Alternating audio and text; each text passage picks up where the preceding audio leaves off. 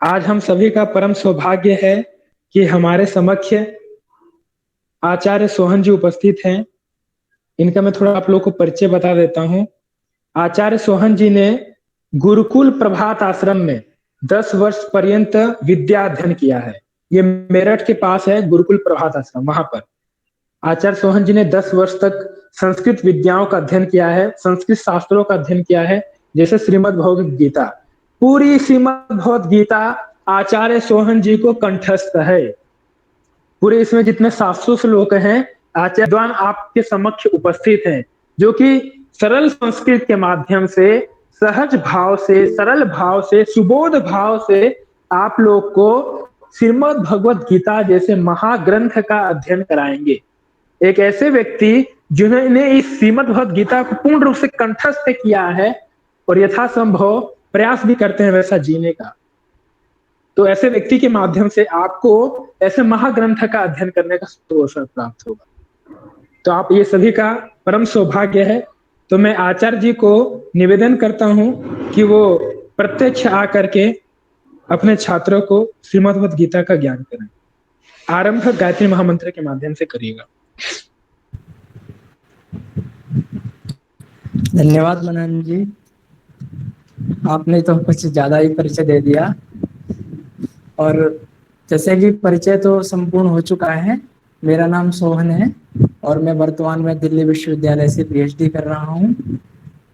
और आपका परिचय तो, आप बहुत छात्र हैं, 43 छात्र, 44 छात्र यहाँ पे दिखाई दे रहे हैं, तो सबका परिचय लेना तो असंभव सा है, तो इसलिए परिचय नहीं हो पाएगा।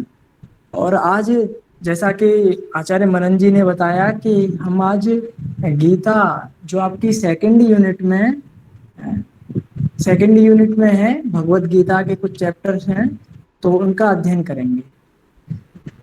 चलिए हम आरंभ करते हैं गायत्री मंत्र के साथ। ओम भूर्भुवः स्वः तत्सवितुर्वरेण्यं भर्गो देवस्य धीमहि धियो यो नः प्रचोदयात्। ओम शांति शांति शांति। आपको मेरी आवाज आ रही है? जी सर, आ रही है। जी भैया। ओके। चलिए, तो सबसे पहले है उसमें गीता का परिचय। तो हम थोड़ा सा गीता का परिचय प्राप्त करते हैं पहले। तो ये जो श्रीमद् भगवत गीता है, ये महाभारत के भीष्म पर्व से ली गई है। आप जानते होंगे महाभारत में 18 पर्व हैं, उसमें छठा पर्व है भीष्म पर्व। और महाभारत में इन पर्वों के अंतर्गत भी उपपर्व हैं। तो भीष्म पर्व में अध्याय संख्या 25 से 42 तक, ये 18 अध्यायों का गीता, श्रीमद् भगवत गीता है। आप इन चीजों को नोट करते रहें तो अच्छा रहेगा, क्योंकि एग्जाम में अक्सर कभी कभी ऐसे प्रश्न पूछ लिए जाते हैं, कुछ श्लोक पूछ लिए जाते हैं कि इसकी पूर्ति कीजिए और ये गीता कहाँ से ली गई है। तो भीष्म पर्व जो कि महाभारत का छठा पर्व है, उसमें अध्याय संख्या 25 से 42 तक श्रीमद् भगवत गीता आती है। उसमें भी श्रीमद् भगवत गीता प्रारंभ नामक उपपर्व से, क्या नाम है? श्रीमद् भगवत गीता प्रारंभ। इस उपपर्व से, भीष्म पर्व के अंतर्गत भी श्रीमद् भगवत गीता प्रारंभ नामक एक उपपर्व है। उस उपपर्व से इस गीता का प्रारंभ, भगवत गीता महाग्रंथ का प्रारंभ होता है। और जैसे आपको पता ही होगा, इस भगवत गीता में 700 श्लोक हैं, और जो हमारे दार्शनिक संप्रदाय में प्रसिद्ध प्रस्थान त्रयी है, उसमें भी श्रीमद् भगवत गीता आती है। उसमें 2 अन्य ग्रंथ हैं, ब्रह्मसूत्र और हमारे उपनिषद, ठीक है, और श्रीमद् भगवत गीता। जैसे अपने साहित्य में भी बृहत त्रयी है, लघु त्रयी है, ऐसे ही दार्शनिक संप्रदाय में एक प्रस्थान त्रयी है, उसमें श्रीमद् भगवत गीता, ब्रह्मसूत्र और उपनिषद आते हैं। और उपनिषद को जैसे हमारे इसमें साहित्य में परंपरा रही है, कुछ प्रतीकों के माध्यम से चीजों को स्पष्ट किया जाता है। तो हमारे शास्त्र में इनको उपनिषदों को गौ के रूप में कहा गया है।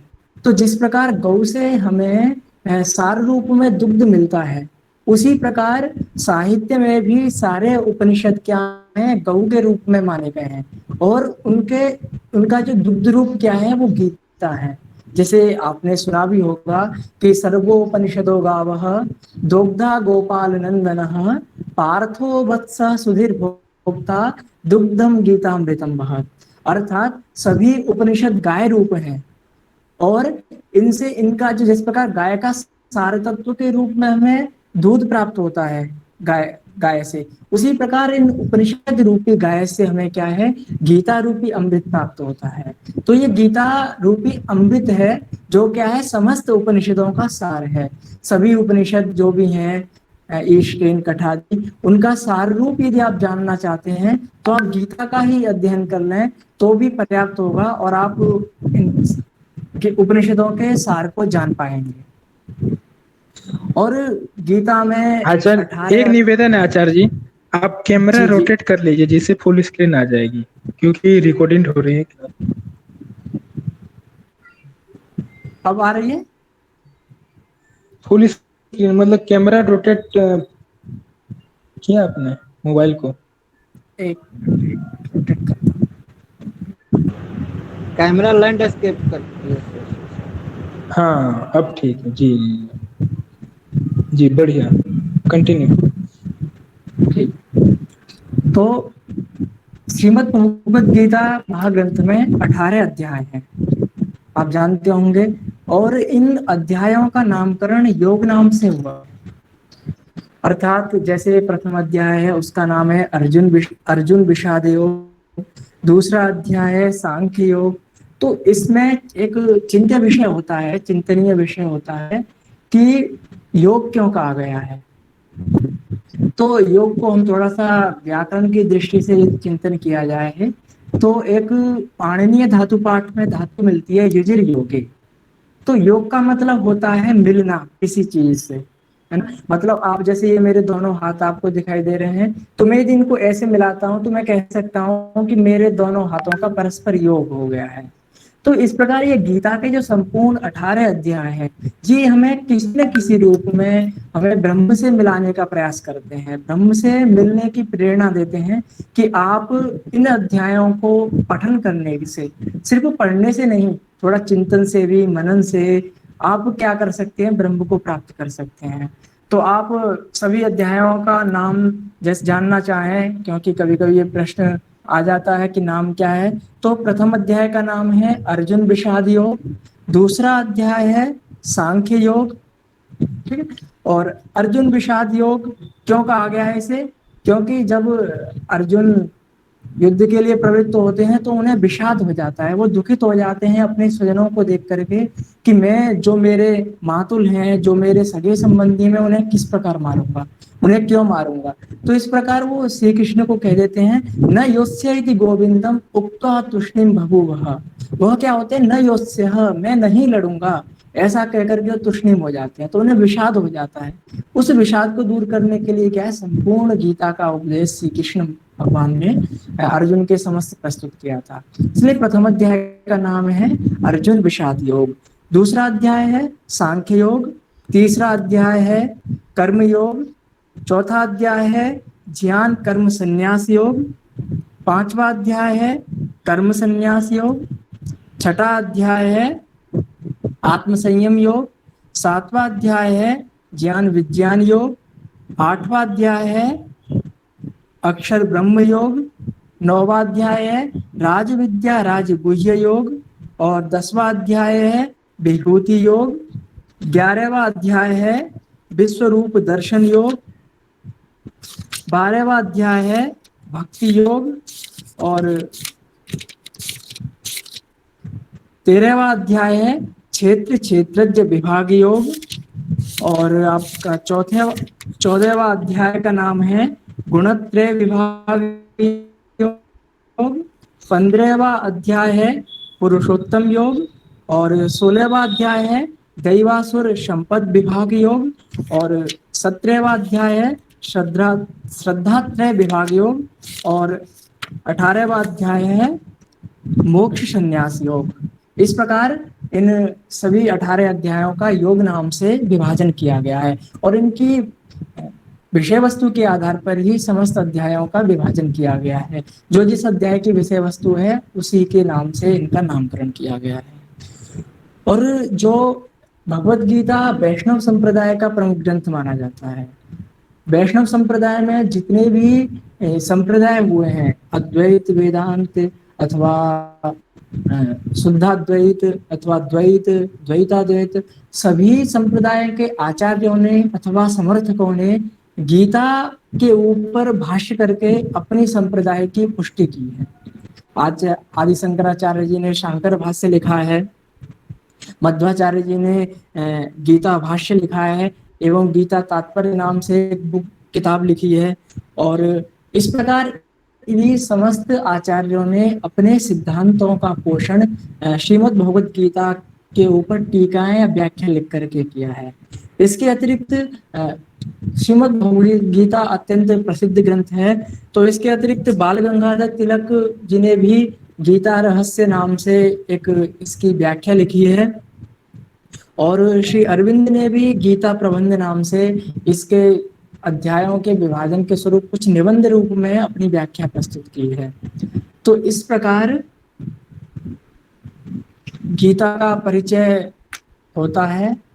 और जैसा कि मुझे आचार्य मनन जी ने बताया था कि आज हमें, जैसे उसमें हमने जो पाठ्यक्रम देखा था उसमें तो इसके बाद में योग की परिभाषाएं आदि हैं। हम योग की परिभाषाएं, उसकी प्रासंगिकता, उसके क्षेत्रों पर अगली क्लास में चर्चा करेंगे।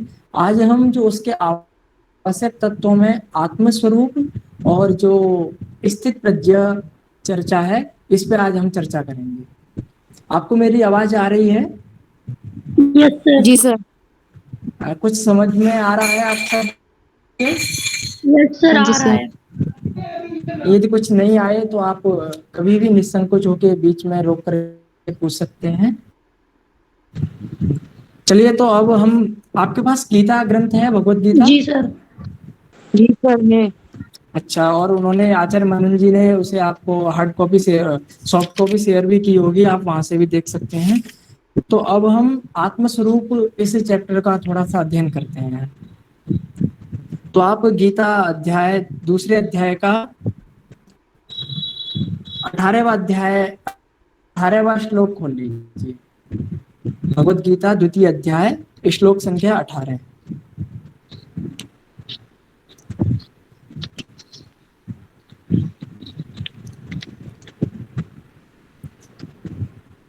भगवत गीता में आत्मस्वरूप के नाम से संभवतः जीवात्मा के स्वरूप की चर्चा की गई है। हमारे शरीर को गीता में देह कहा गया है, और जीवात्मा या आत्मा को देही कहा गया है। आप कहीं भी गीता में देही पाएंगे, देही शब्द देखेंगे तो उसका अर्थ होगा आत्मा। तो उस आत्मा का स्वरूप क्या है?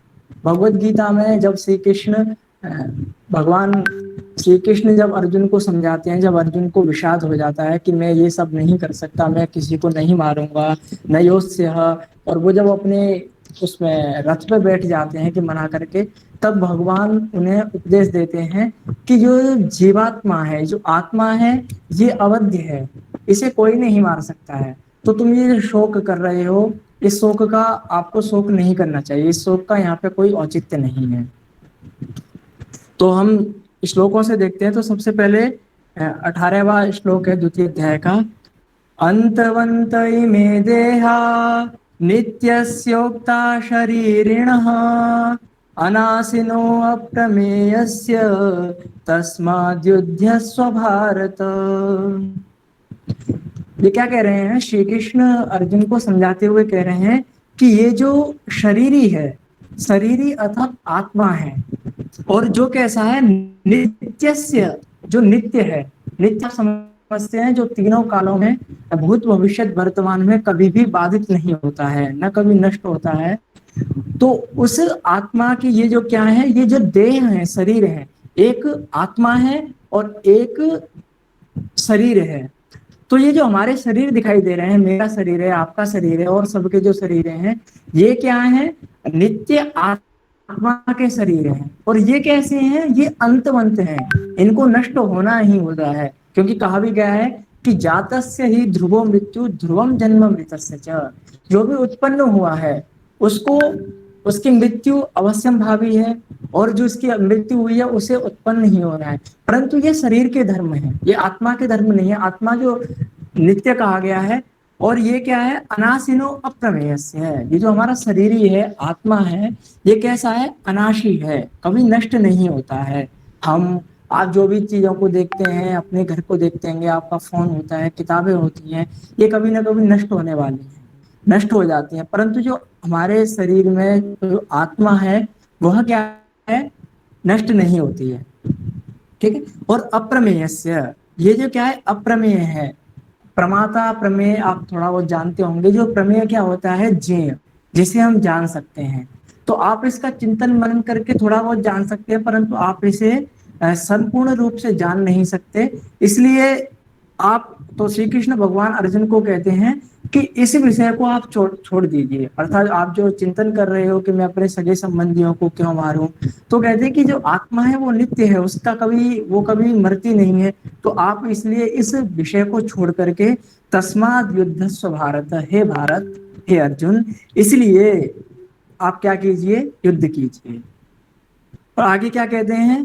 येनम वेति हंतारम यश्चैनम मन्यते हतम उभौ तौ न विजानीतो नायम हन्ति न हन्यते। क्या कह रहे हैं? यह एनम वेति हंतारम, यह मतलब जो मनुष्य, एनम इस आत्म तत्व को हंतारम वेति मारने वाला जानता है। अर्थात मैं यदि किसी को मार रहा हूं तो कोई प्राणी यदि ऐसा समझ रहा है कि आत्मा मार रही है तो वो सही नहीं समझता है। तो समझिए कि यह एनम वेत्ति हंतारम, जो मनुष्य इस आत्म तत्व को, एनम अर्थात इस आत्म तत्व को हंतारम वेत्ति मारने वाला समझता है, और यश्चैनम मन्यते हतम, और जो मनुष्य इसको आत्म तत्व को हतम अर्थात मरा हुआ समझता है। समझ में आया? जो मनुष्य इस आत्म तत्व को मारने वाला समझता है, तथा जो मनुष्य इस आत्म तत्व को हतम अर्थात मरा हुआ समझता है। भगवान श्री कृष्ण आगे क्या कहते हैं? उभौ तौ न बिजानी तो, अर्थात वो दोनों क्या है? तत्व को नहीं जानते हैं। मतलब वो जो जान रहे हैं वो गलत जान रहे हैं, वो अच्छे तत्वों को नहीं जानते हैं। तत्व क्या है? तत्व यह है कि नायम हंति न हन्यते, जो अयम आत्मा है ये क्या है? न हंति, ये न किसी को मारती है, न हन्यते, न किसी के द्वारा मारी जाती है। समझ में आया? कि अर्थात आत्म तत्व, जो हमारे आत्म तत्व हमारे शरीर में है, ये क्या होता है? न तो किसी को मारता है और न ही किसी के द्वारा मारा जा सकता है। आगे श्री कृष्ण क्या कह रहे हैं? इसी तथ्य को, इसी बात को और प्रमाणित करने के लिए प्रमाणित कर रहे हैं। क्या कह रहे हैं?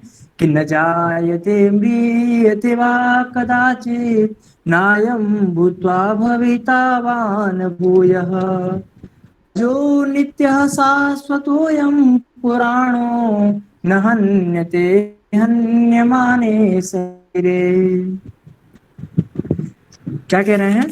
कि वो जो अभी बात कही थी कि न जायते म्रियते वा कदाचित, कदाचित मतलब कभी भी, यह जो आत्म तत्व है न जायते मतलब कभी भी उत्पन्न नहीं होता है।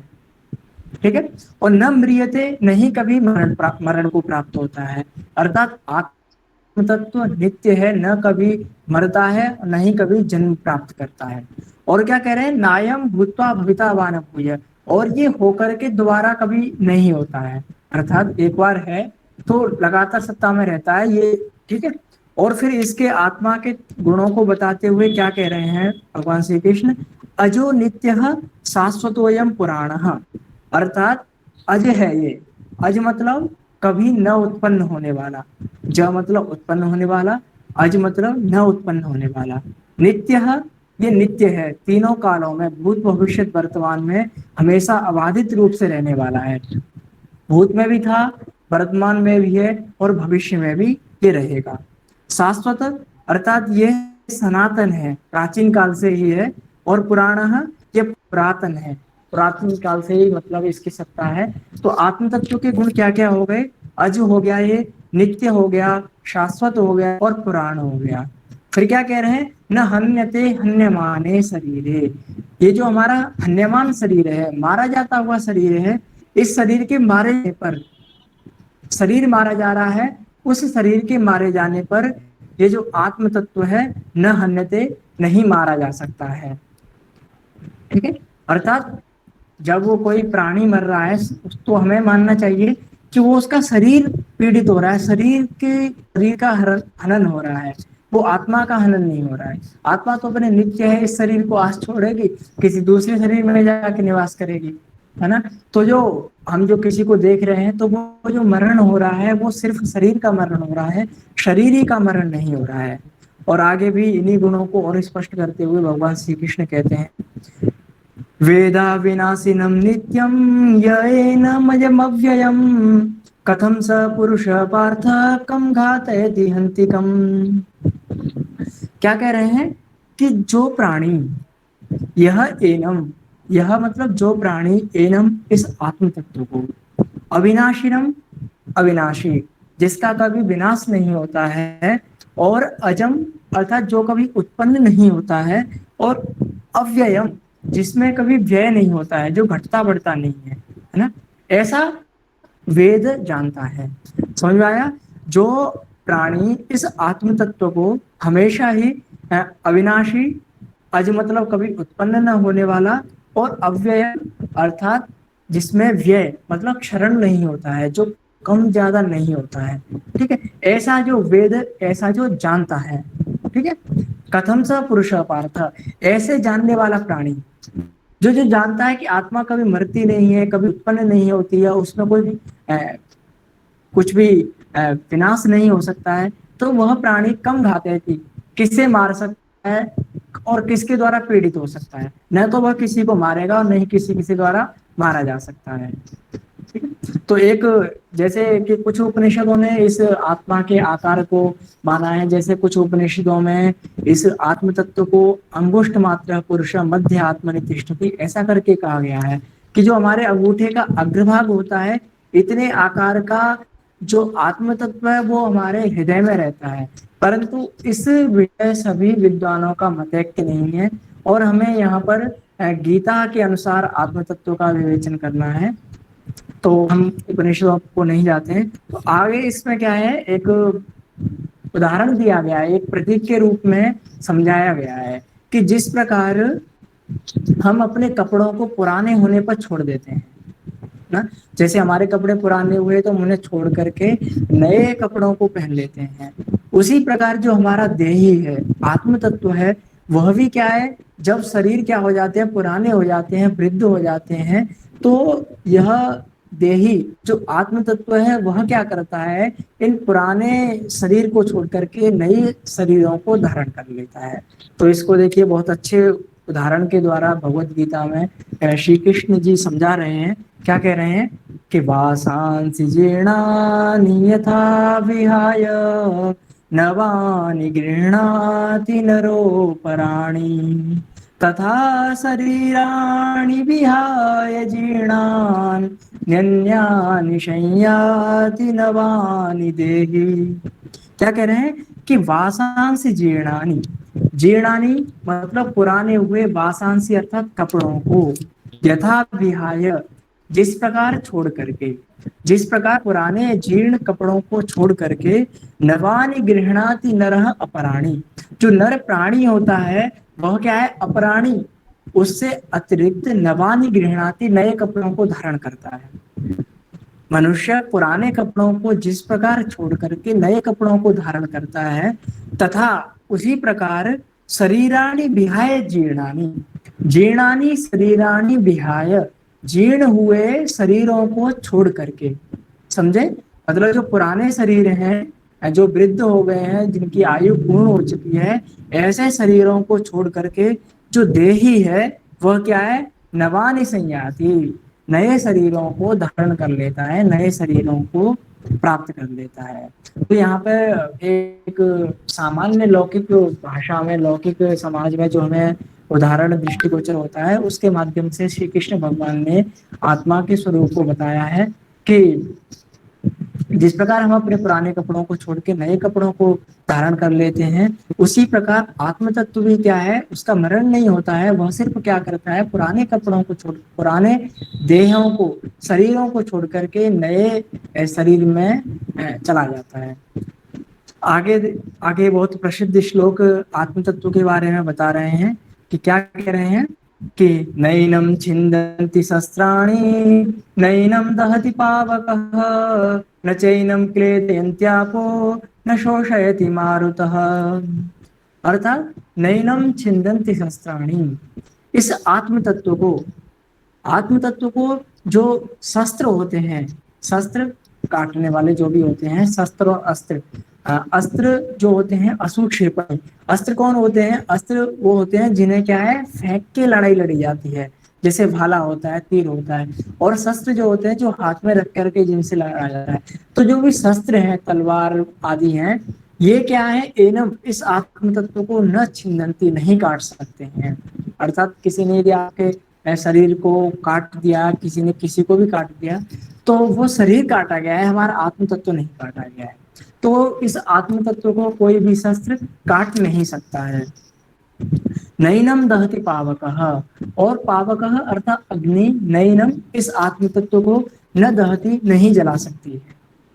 अर्थात यदि आप चाहें कि हम आत्मा को जला दें, नहीं, आप शरीर को जला सकते हैं, आत्मा को कभी नहीं जला सकते हैं।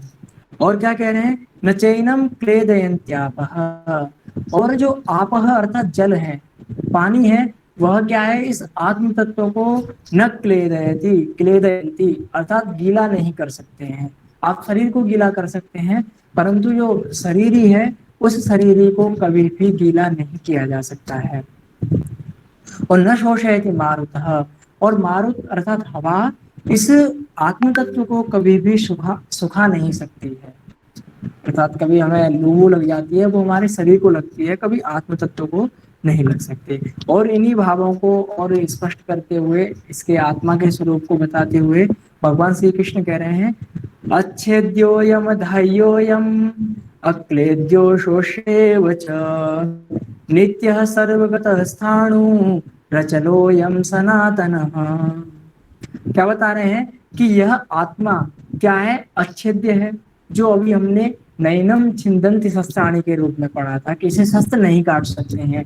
अर्थात यह जो हमारा आत्म तत्व है वो कैसा है, अच्छेद्य है, इसे काटा नहीं जा सकता है, काटने योग्य नहीं है। और क्या है, अयम अधाह्यः, और ये क्या है, अधाह्य मतलब जलाने योग्य नहीं है, इसे जलाया नहीं जा सकता है, जो भी हमने नैनम दहति पावकः के रूप में अभी पढ़ा था। और क्या है, अक्लेद्यः, ये क्या है, गीला करने योग्य भी नहीं है, अर्थात इसे गीला भी नहीं किया जा सकता। जैसे अभी हमने पढ़ा था न चैनम क्लेदयन्त्यापः, वही भाव को यहाँ पे दोबारा स्पष्ट किया गया है। और जो हमने अभी न शोषयति मारुतः के रूप में पढ़ा था कि इसे हवा नहीं सुखा सकती है, तो उसी तत्व को यहाँ पे दोबारा बता रहे हैं, अशोष्य एव च। और यह जो आत्म तत्व है, ये क्या है, अशोष्य, इसे सुखाया नहीं जा सकता है। कोई भी इस आत्म तत्व को सुखा नहीं सकता है। जो वायु का गुण है सुखाना, वो वायु इस आत्म तत्व को नहीं सुखा सकती है। कैसा है, फिर बता रहे हैं, नित्य है, यह आत्म तत्व क्या है, नित्य है, तीनों कालों में अबाधित रूप से रहने वाला है, सर्वगतः, संपूर्ण जगत में व्याप्त है, सर्वगतः, सभी जगह गया हुआ है, व्याप्त है, छाया हुआ है। और ये क्या है, स्थाणु है, अचल है। और क्या है, अचल स्वयं सनातनः, और ये क्या है, सनातन है। जी कोई कुछ पूछना चाह रहा है? भूमि जी को बोला है? नहीं, क्यों, क्या हुआ? अरे किधर टाइम लगा? माइक अपना ऑफ कर लीजिए, जो भी माइक ऑन किए हुए हाँ, सभी अपना अपने आप को म्यूट कर लीजिए, अनम्यूट कर लीजिए, म्यूट कर लीजिए सभी अपने आप को। ठीक है, तो इस प्रकार आत्मा क्या है, नित्य है, सर्वगत है, स्थाणु है, अचल है, और क्या है, सनातन है। और आगे फिर बता रहे हैं कि अव्यक्तोयम चिन्त्योयम अविकार्योयम उच्यते तस्मादेवं विदित्वैनं नानुशोचितुमर्हसि।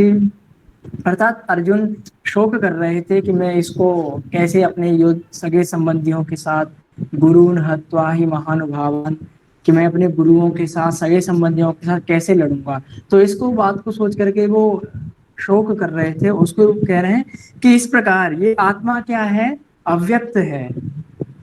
और क्या बता रहे हैं, अचिंत्य है। अचिंत्य मतलब जिसका चिंतन नहीं किया जा सकता सामान्य रूप से। और अविकार्य, और क्या है, अविकार्य मतलब इसमें कोई विकार नहीं आता है। विकार मतलब परिणाम, कोई भी परिणाम नहीं होता है। इसी प्रकार आप इसको जान करके क्या कर सकते हो, नान सोचे तो मरसी, अपने जो आप जो चिंतन कर रहे हो, शोक कर रहे हो, ये नहीं, आपको नहीं करना चाहिए। ठीक है। और एक और श्लोक है इसी अध्याय का 30वां, दूसरे अध्याय का 30वां श्लोक।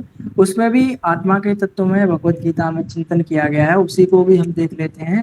क्या कह रहे हैं कि देहि नित्यम अवध्योयम देहे सर्वस्य भारत तस्मा सर्वाणि भूतानि न त्वं शोचितुमर्हसि।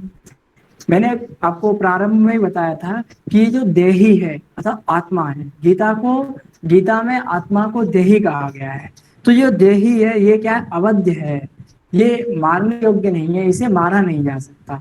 ये रहता क्या है, देहे सर्वस्य भारत, सभी के देह में, हम सबके देह में क्या है, ये जो देही है, आत्म तत्व है, ये क्या है, अवध्य है ना। तो आप ये जो सोच रहे हो कि मैं अपने सगे संबंधियों के साथ कैसे लड़ूंगा, उसे क्यों मारूंगा, मातुला ससुरा पुत्रा श्याला संबंधिन तथा, जो मेरे मामा हैं आदि जो सभी हैं, श्याल हैं मतलब, और ससुर हैं मेरे, ये जो सभी हैं, इनको मैं क्यों मारूंगा। ये जो आप ये सोच रहे हो, ये आप गलत सोच रहे हो। क्योंकि जो आत्म तत्व है, वह जो देही तत्व है, वह क्या है, अवध्य है, उसे कभी मारा नहीं जा सकता। ठीक है। तस्मा सर्वाणि भूतानि न त्वं शोचितुमर्हसि, तो सभी संपूर्ण प्राणियों के बारे में, भूत अर्थात प्राणियों के बारे में तुम यदि शोक कर रहे हो, तुम्हें ये शोक नहीं करना चाहिए। ठीक है। इस प्रकार आत्मा को भगवत गीता में नित्य माना गया है और इसको कोई मार नहीं सकता।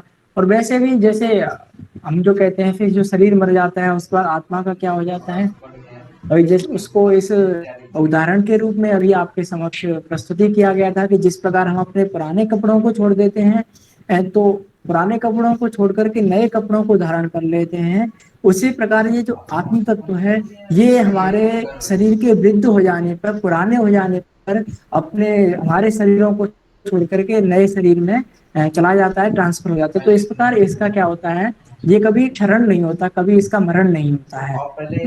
तो आत्मा को नित्य, अविकारी, अचिंत्य, अक्लेद्य इत्यादि माना गया है। आप इन श्लोकों को एक बार अध्ययन कीजिए और थोड़ा सा 2-3 बार पढ़ेंगे तो आपको समझ में आ जाएंगे। क्योंकि गीता, भगवत गीता की भाषा तो अत्यंत ही सरल है। इसके बाद में हम स्थित प्रज्ञा के बारे में थोड़ा बहुत चिंतन कर लेते हैं कि इसी आप श्लोक देखेंगे, दूसरे अध्याय का 54वां श्लोक। समझ में आ रहा है आपके? यस सर, आ रहा है। जी भैया। जी। कुछ समझ में नहीं आएगा तो आप पूछिएगा, कभी भी पूछ सकते हैं आप। 24 घंटे तो नहीं, 15 घंटे पूछ सकते हैं कभी भी। इसके बाद हम स्थित प्रज्ञा पे थोड़ी चर्चा करते हैं। दूसरा टॉपिक है इसके बाद में स्थित प्रज्ञा। तो सामान्य हम स्थित प्रज्ञा का, आप श्लोक खोलेंगे पहले, दूसरे अध्याय का 54वां श्लोक। तो स्थित प्रज्ञा में हम सामान्यतः सिर्फ शाब्दिक अनुवाद देखे हैं, इसका अर्थ क्या होता है। तो स्थित मतलब स्थिर, प्रज्ञा मतलब बुद्धि। तो जिसकी बुद्धि, जिसकी प्रज्ञा क्या रहती है, स्थित रहती है।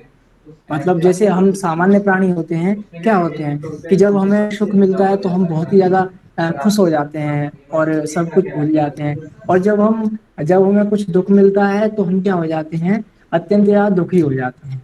तो उस टाइम हम उद्विग्न हो जाते हैं और सुख में हम बहुत ज्यादा खुशी होते हैं। परंतु स्थित प्रज्ञा किसे कहा जाएगा, जो क्या है, इन सब अवस्थाओं से परे है, जिसकी बुद्धि स्थिर हो गई है, जिस पर न सुख का प्रभाव है और न दुख का कोई प्रभाव है।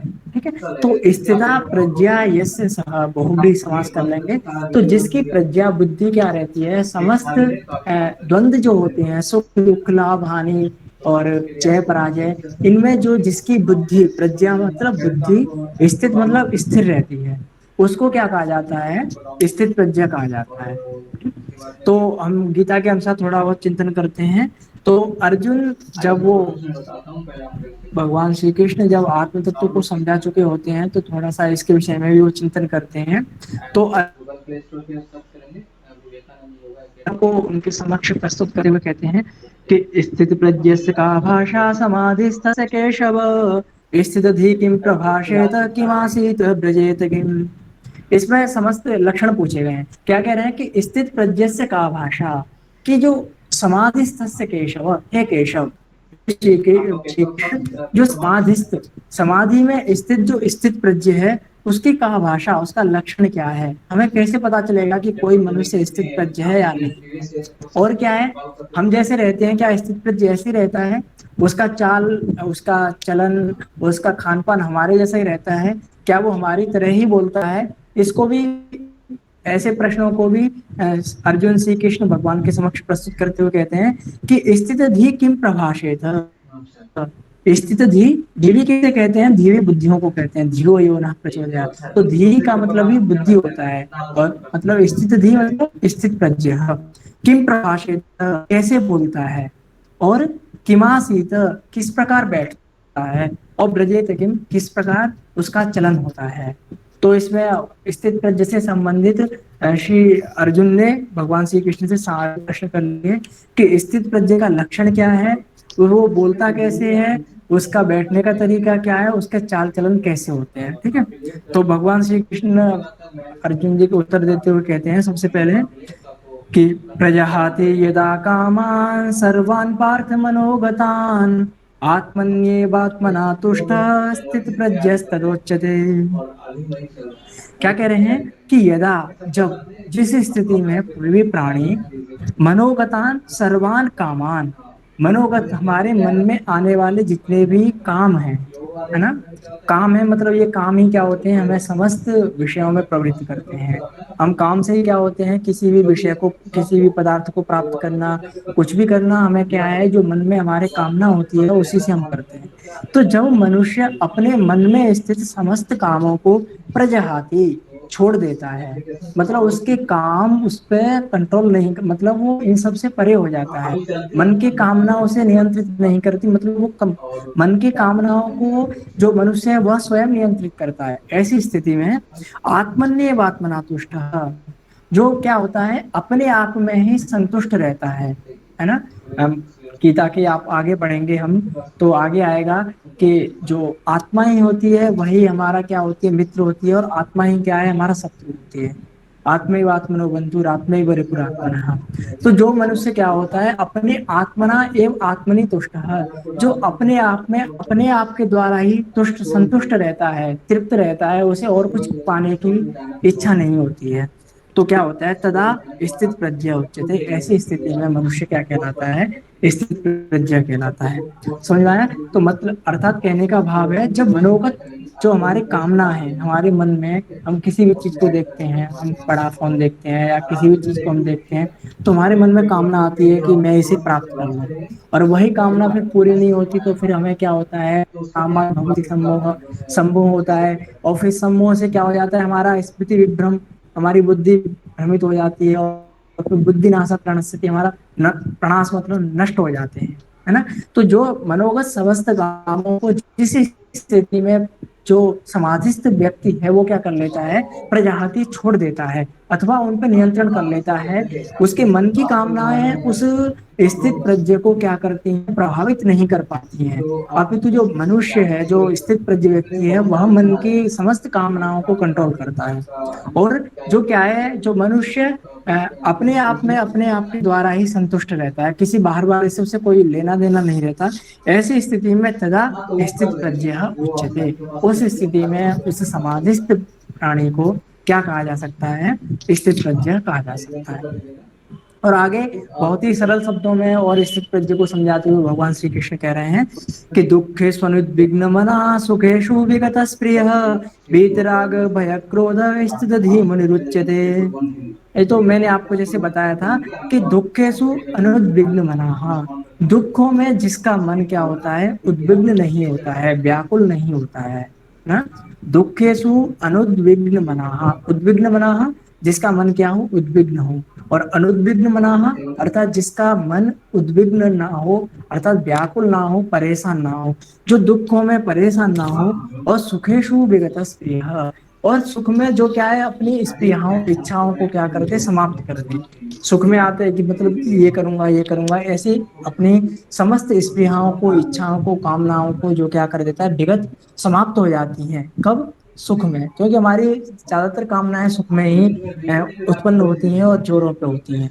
और क्या कह रहे हैं, बीत राग भय क्रोध, जिसका राग, राग मतलब सुख की भावना संस्कार वाले जितने भी पदार्थ होते हैं जिन्हें हम स्मरण करके ही क्योंकि योग में, योग दर्शन में आपने देखा होगा सुखानुषयी राग कहा गया है। तो मतलब जिन जो तत्व हमें क्या करते हैं, संस्कार रूप में भी सुख की, जैसे कुछ हमारी स्मृतियां होती हैं, हम उन विषयों को, उन पलों को याद करते हैं तो हमें स्वतः ही क्या हो जाता है, सुख की अनुभूति होती है, वो कितने अच्छे दिन थे, कैसे थे, है ना। तो ऐसे सभी उनको क्या कहा जाता है, राग कहा जाता है, जिनमें हमारी आसक्ति बनी रहती है। और भय, आप भय जानते ही हैं, डर और क्रोध, जो जिसका क्या हो गया, वीत मतलब समाप्त हो गया है, जिसका राग भय क्रोध ये सब क्या हो गए हैं, बीत अर्थात समाप्त हो गए हैं, ऐसा मुनि, ऐसे मुनि को क्या कहा जाता है, स्थिति मतलब स्थित प्रज्ञा कहा जाता है, जो सुख में अपनी स्प्रियाओं को समाप्त कर देता है और जो दुख में क्या रहता है, हमेशा अनुद्विग्न, परेशान नहीं होता है, और जिसके भय राग क्रोध आदि समस्त समाप्त हो चुके हैं, वह क्या, ऐसा मुनि स्थिति कहलाता है। ठीक, और इसी को परिभाषित करते हुए कह रहे हैं कि यह सर्वत्र तत्त प्राप्य शुभा शुभम ना विनंदति न द्वेष्टि तस्य प्रज्ञा प्रतिष्ठिता। वही बात है कि जो क्या है, शुभाशुभम प्राप्य, शुभ मतलब कल्याणकारी पदार्थों को और अशुभ मतलब अकल्याणकारी पदार्थों को प्राप्य, अनभिष्णेय समस्त पदार्थों से उदासीन अवस्था में, न सुख में कोई भावना न दुख में कोई भावना, अनभिष्णेय जिसमें किसी के प्रति भी कोई स्नेह, स्नेह अर्थात ईश्वर ब्रह्म के प्रति तो होगा, किसी सांसारिक पदार्थों के प्रति उसमें कोई स्नेह नहीं है, तो ऐसा प्राणी शुभ और अशुभों को प्राप्त करे। तो न अभिनंदती, शुभ प्राप्त मतलब कल्याणकारी पदार्थों को प्राप्त करके न अभिनंदती, खुश नहीं होता है, और अशुभता कल्याणकारी पदार्थों को प्राप्त करके न द्वेष्टि, नहीं परेशान होता है। ठीक है, तस्य प्रज्ञा प्रतिष्ठिता, ऐसा जो मनुष्य होता है उसकी प्रज्ञा क्या होती है, प्रतिष्ठित होती है, स्थित होती है, वही मनुष्य क्या कहलाता है, स्थित प्रज्ञा कहलाता है। ठीक है, और इसी बात को थोड़ा सा आगे उसमें एक उदाहरण के द्वारा समझाया गया है, हम पढ़ते हैं, यदा संहरते चायम कूर्मुंगानीव सर्वशः इंद्रियार्थेभ्यस्तस्य प्रज्ञा प्रतिष्ठिता। इसमें एक उदाहरण दिया गया है, जिस प्रकार एक कूर्म होता है, कछुआ होता है, आप जानते होंगे, कच्छप भी जैसे बोलते हैं, वह कुछ विपत्ति आने पर अर्थात जो अपनी स्थिति को देखते ही वो अपने सारे अंगों को अपने भीतर समेट लेता है। तो ये बता रहे हैं कि यदा संहरते चायम कूर्मः अंगानि व सर्वशः, सर्वशः अर्थात संपूर्ण अंगानि अपने अंगों को, यदा जिस प्रकार कूर्मः मतलब कच्छप संहरते अपने भीतर ही समेट लेता है। आपने देखा होगा पैर शेर जो भी होते हैं वो सबको अपने अंदर ही क्या कर लेता है, समेट लेता है।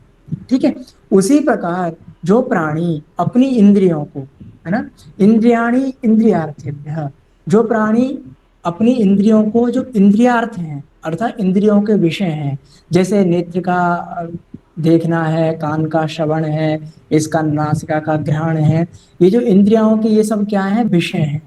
तो इन विषयों से जो क्या कर लेता है, अपनी प्रज्ञा को, अपने इंद्रियों को हटा लेता है ना। तो मतलब जैसे रसना का मतलब जिह्वा का गुण क्या होता है, रसादी होता है ना, तो हम कुछ भी देखते हैं तो हमारा इंद्रिय उसकी तरफ आकृष्ट होता है, हम कुछ गंध लेते हैं तो सोचते हैं हाँ वो हमें पदार्थ मिल जाए। तो जो प्राणी अपनी इंद्रियों को इन इंद्रियों के विषयों से हटा लेता है, मतलब उनकी तरफ प्रेरित नहीं होता, उनसे आकर्षित नहीं होता है, उनकी तरफ नहीं जाता है, तो ऐसे उसको प्राणी को क्या कहा जाता है, उसकी प्रज्ञा क्या हो जाती है, प्रतिष्ठिता स्थित हो जाती है, उसे स्थित प्रज्ञा कहा जाता है। और इसका स्थित प्रज्ञा का एक सरल तरीका बताया जा रहा है कि कोई सामान्य प्राणी हो तो कैसे स्थित प्रज्ञा इस अवस्था को प्राप्त कर सकता है। तो क्या कह रहे हैं कि विषया विनिवर्तन्ते निराहारस्य देहिनः रसवर्जं रसोप्यस्य परम दृष्ट्वा निवर्तते।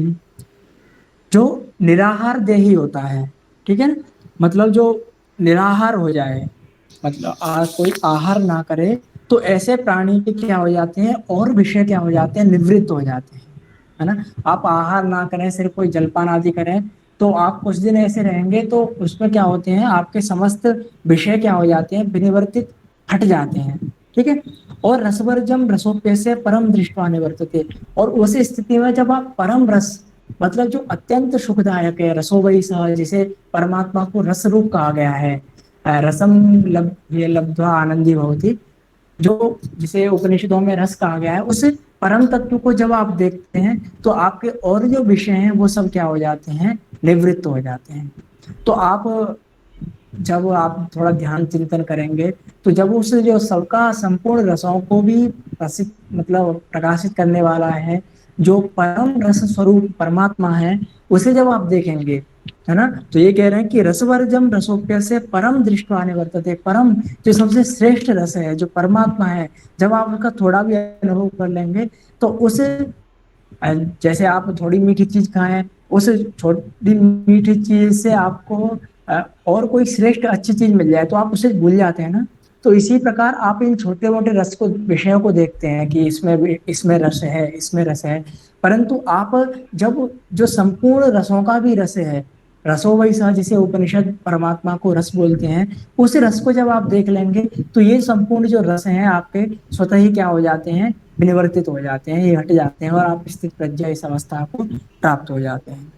और फिर थोड़ा बहुत प्रमुख श्लोक आ रहे हैं कि ध्यायतो विषयान् पुंसः संगस्ते सुपजायते, संगा संजायते कामः, कामात् क्रोधो विजायते, भवति सम्मोह सम्मोहात् स्मृति विभ्रमः, स्मृति भ्रंशात् बुद्धिनाशो बुद्धिनाशात् प्रणश्यते।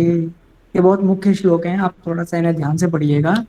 तो क्या कह रहे हैं कि ध्यायत विषयान् पुंसः, जो पुंस मतलब प्राणी विषयों का ध्यान चिंतन करते हैं, हम किसी भी विषय का चिंतन करें उसको कि ये विषय मुझे मिल जाए, तो उसमें क्या होता है, संगस्तेषु उपजायते, उस चिंतन से उस विषय में हमारी क्या हो जाती है, आसक्ति हो जाती है, हम उस विषय को प्राप्त करना चाहते हैं, ठीक है। संगस्तेषु, इसमें प्रश्न बन जाते हैं अक्सर कभी कभी कि क्रोधात् किम भवति अथवा सम्मोहात् किम भवति, ऐसे करके, तो थोड़ा ध्यान से पढ़िएगा।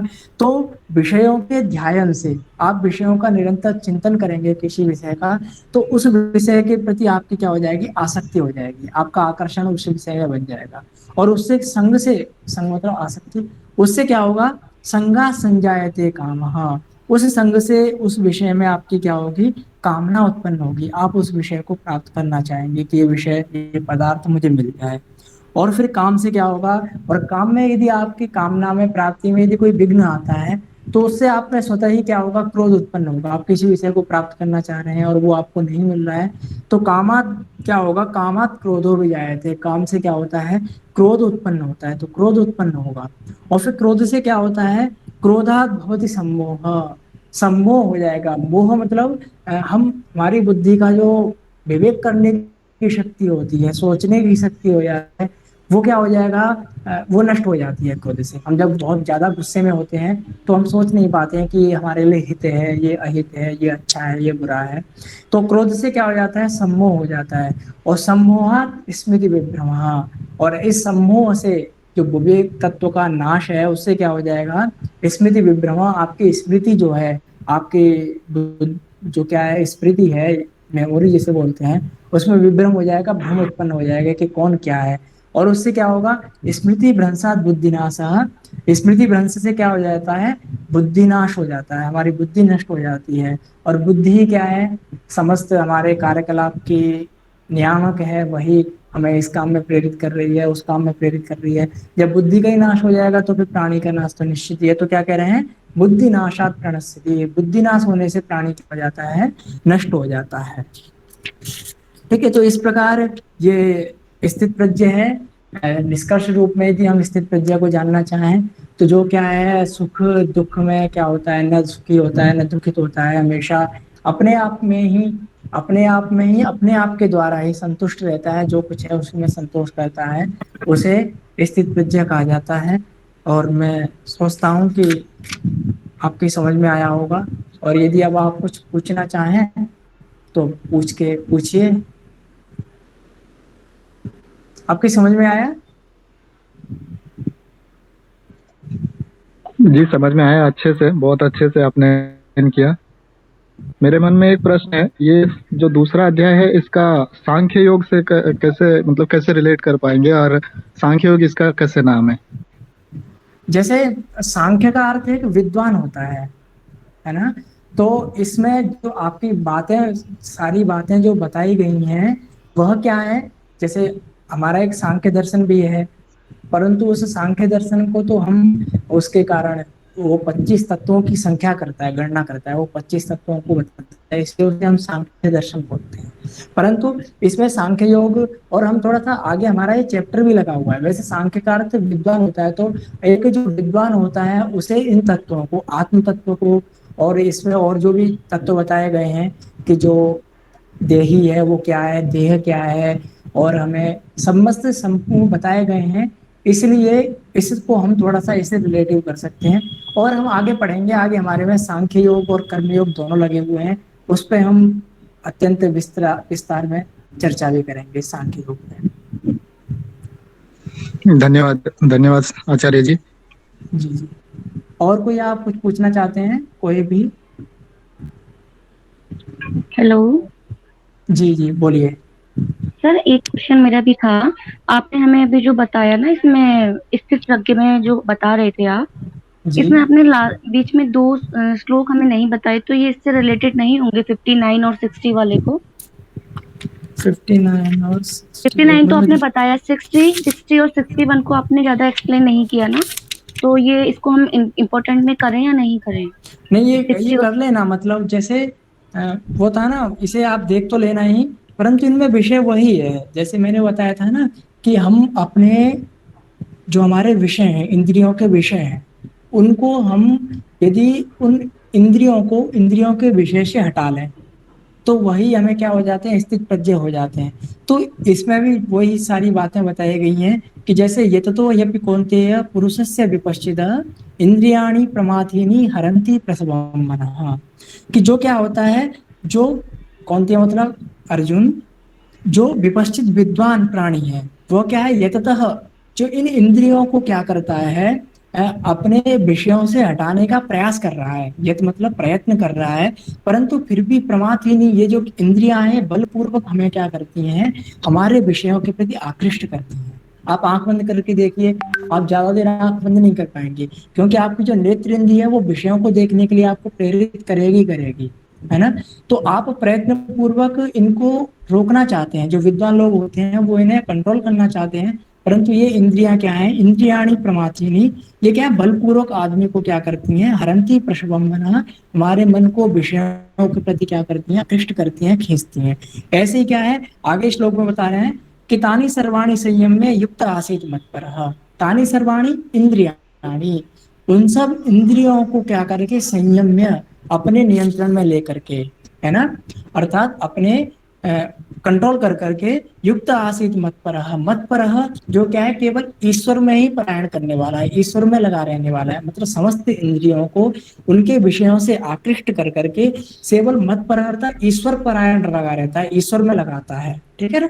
बसे ही यस्य इंद्रियाणि, और जिसकी समस्त इंद्रियां क्या हो जाती हैं, उसके वश में हो जाती हैं, जो जितेंद्रिय हो जाता है, वशेंद्रिय हो जाता है, तस्य प्रज्ञा प्रतिष्ठिता, उसकी प्रज्ञा क्या होती है, प्रतिष्ठित होती है, वह स्थित प्रज्ञा कहलाता है। मुख्य श्लोक है, आप कर लीजिएगा। मैंने थोड़ा सा जो विषय वस्तु थी कि मैंने पहले ही समझा दी थी, उसके कारण मैंने व्याख्या नहीं किया था।